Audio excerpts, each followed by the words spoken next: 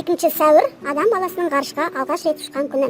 Совет ғарышкері Юрий Гагарин 1961 жылдың 12 сәуірінде Байқоңыр ғарыш айлағында Восток 1 атты ғарыш кемесімен алғаш жердің орбитасын айналып ұшқан болатынын білесіздер. Кеңістіктегі бұл шолу 108 минутқа созылған. Биыл бұл айтулы датаға 64 жыл толды.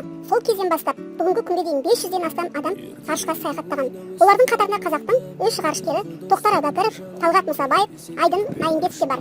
КСРО-ның соңғы және Қазақстанның бірінші ғарышкері Тоқтар Әубәкіров 1991 жылы ғарышқа экспедициялық сапармен барып, сол жақта 7 күн 22 сағат 13 минут болды. Тоқтар Әубәкіров алғаш рет басқа кеңістікте жүріп қазақтың ұлттық тағамын жеген адам. Сол жылы ғалымдар ірімшік, айран және етті ғарышта жүріп жеуге болатындай етіп әзірлеген. Қазақтан шыққан екінші ғарышкер Талғат Мұсабаев. Мұсабаев ғарышқа 3 рет ұшып, сол жақта 341 күн 9 сағат 48 минут 41 секунд болып қайтты.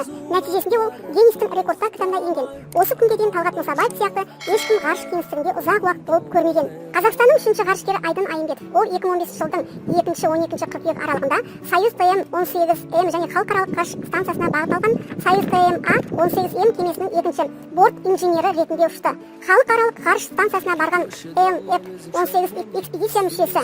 Ғарышкер жерге Союз ТМ-А-16М кемесінде оралды. Ұшу бағыты 9 тәулік 20 сағат 13 минут 51 секунд созылды. Совет ғарышкері Терешкова 1962 жылы 12 наурызда ғарышкерлер корпусына қабылданып, 1962 жылдың 1 желтоқсанынан бастап 1 дивизияның 1 отрядының ғарышкері болды. 1963 жылдың 16 маусымынан бастап, яғни ұшудан кейінгі бірден 1 отрядтың нұсқаушысы ғарышкері болды және 1916 жылдың 14 наурызына дейін осы қызметті атқарды. Қазақ қыздары Ұлы Отан соғысы жылдарында майданда соғыстың батыр қыздарынан кем түспеді.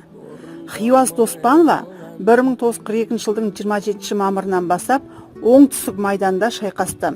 Хиуаз апаның соғыста алған ең алғашқы марапаты Қызыл жұлдызды ордені. Хиуаз Доспанова 1942 жылдың 9 шілдесінен 27 қыркүйек аралығында 102 түнгі әуе шайқасына қатысып, техника мен жаудың түгін қалдырмайтындай 15.902 келідей түрлі бомбаларды тастаған. 2004 жылы Хиуаз апамызға халық қаһарманы атағы берілді. 2008 жылдың 20 мамырында дүниеден өтті.